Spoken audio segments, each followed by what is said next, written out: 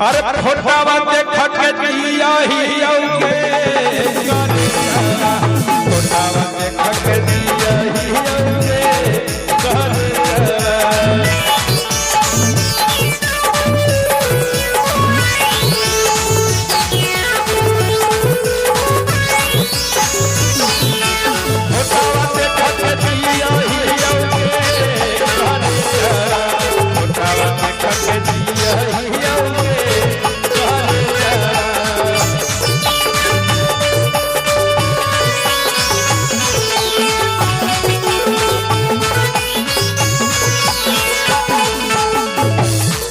अच्छा 1 मिनट भैया जरा विचार करिएगा। जे नौजवान जो लड़का कहेगा कि फोटोवा देख के जिया ही हो, अच्छा बताओ अगर माए बाप का चिंता होता है कि नहीं होता है ना? जरा ध्यान दीजिएगा। जो नौजवान जो लड़का कहेगा कि फोटोवा देख के जिया ही होकर माए बाप के चिंता होते कि नहीं होते? माए बाप यह सोचते या तो हमारा घर में अनाज पानी नहीं है ना, या हमारे बेटा के हवा ब्यार लग गए, भूत प्रेत के साया पड़ गए, इसलिए कहे छे फोटोवा देख के जिया ही है ना, से कि भूखले रहे छे रोजी फोटोवे देख के जिए छे। लेकिन ये गाना ध्यान देंगे, इसलिए शब्द पर ध्यान दीजिएगा। आजकल के नौजवान भाई कहते हैं, लेकिन ये गाना अक्सर कहां बजता है? डीजे पर। ये गाना अक्सर डीजे के ऊपर बजता है ना? और डीजे पर जब बजता है, ध्यान दीजिएगा, और जब डीजे लड़की के दरवाजा पर पहुंचे, जैसे शादी हो गई संजय भैया, जैसे डीजे लड़की के दरवाजा पर पहुंचे तैसे हनुमान चालीसा ले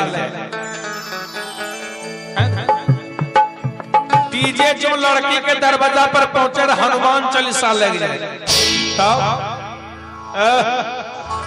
2-4 गो जैसे बंटी जी हमारे विनोद जी छके, इनकरा जैसे है ना 2-4 गो जो भैया सब छके, आओ न देखे तो तुरंत डीजवा पर अब डीजे वाला भैया का हालत खराब। आप गुजार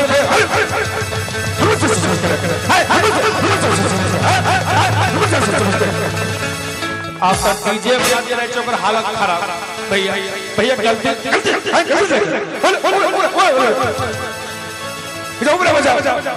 कैसे कौन बोला?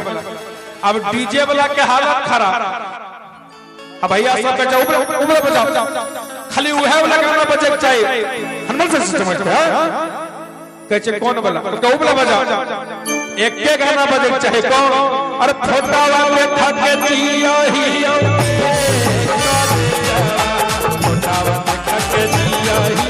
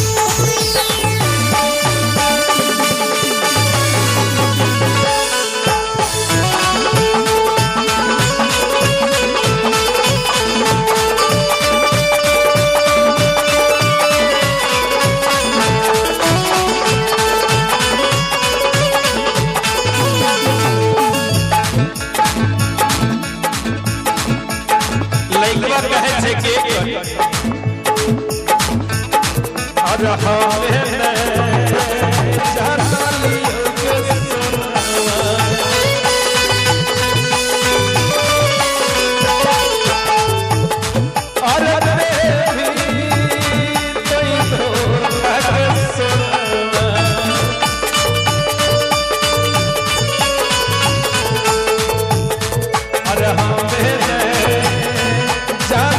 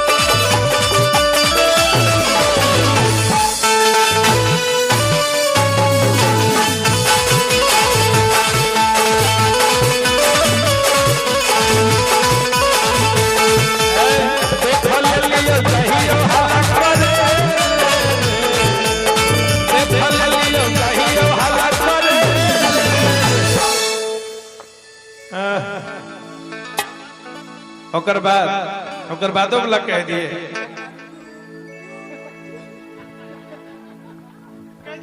हर देख लियो चाहिए हल्ला करे देख लियो चाहिए हल्ला करे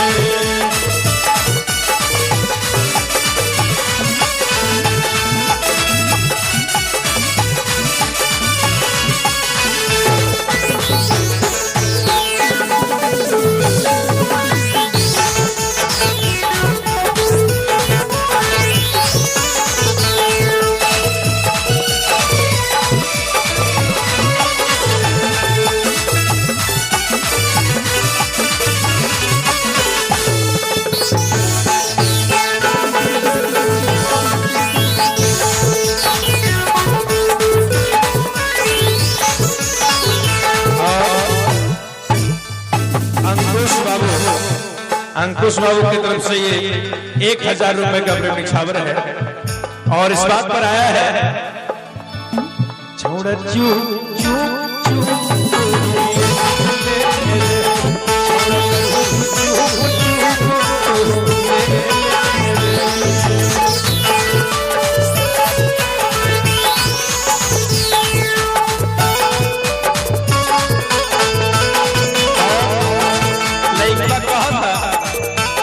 पढ़ाई के बहाने काहे करही ऐसन काम गे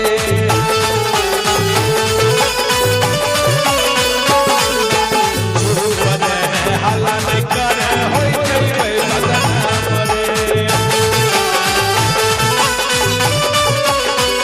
पढ़ाई के बहाने काहे करही ऐसन काम रे झूठ बने हल्ला नहीं करे होई जइबे बदनाम लइकवा कहता इहे खातिर या वही को पढ़ाइले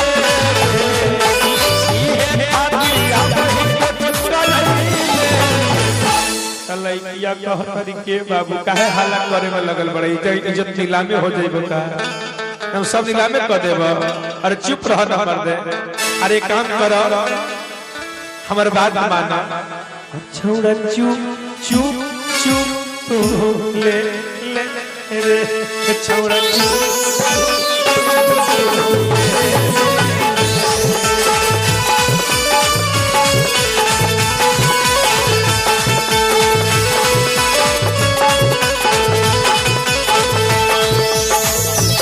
लेकिन इस गीत को नेगेटिव में मत लीजिएगा है ना इसको पॉजिटिव में लीजिएगा दो विद्यार्थी रहे वो स्कूल पढ़े खातिर गए स्कूल के पीछे में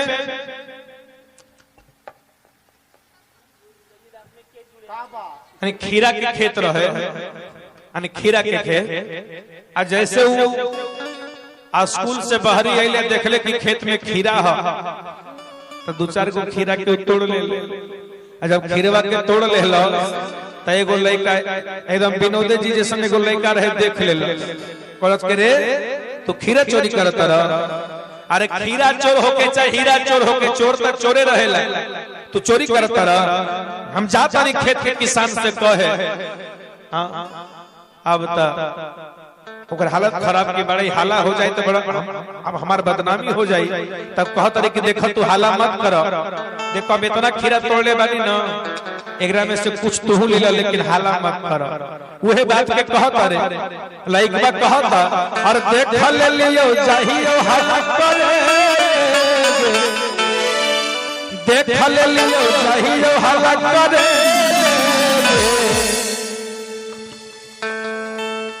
आ जाइए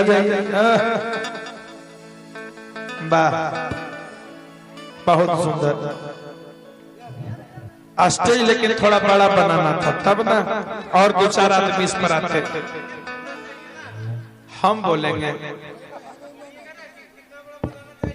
लीजिए ये तो आपको देखना चाहिए कि हम कलाकार हम पैसा बुला रहे हैं अच्छा पहली बार अच्छा अगले बार बड़ा कर दीजिए हाँ ठीक आई, थोड़ा संभल करके डांस कीजिएगा, नहीं तो हो सकता है बॉक्स बॉक्स में इधर उधर ना हो जाए।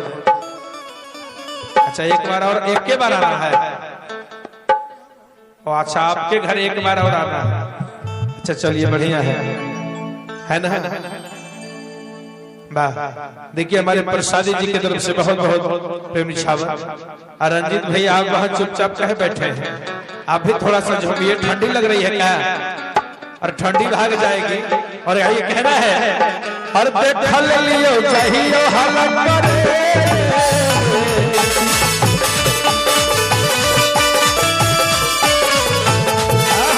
देखा ले लियो चाहिए हालत करे।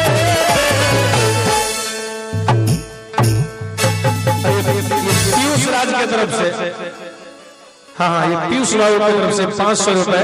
और डांस बढ़िया से होना चाहिए पीयूष बाबू, है ना। और देखा ले लियो चाहिए हालत करे, देखा ले लियो चाहिए हालत करे।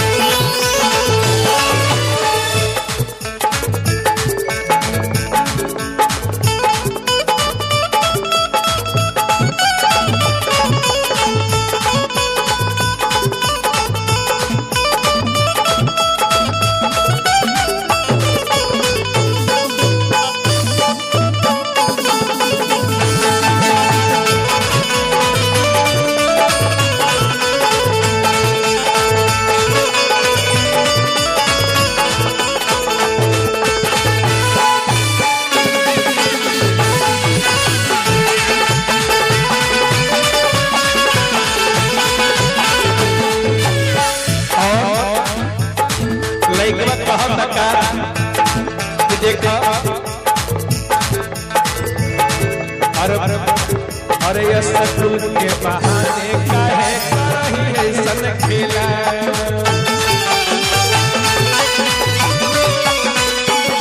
अरे पढ़ाई के बहाने काहे करही ऐसन खेला गे।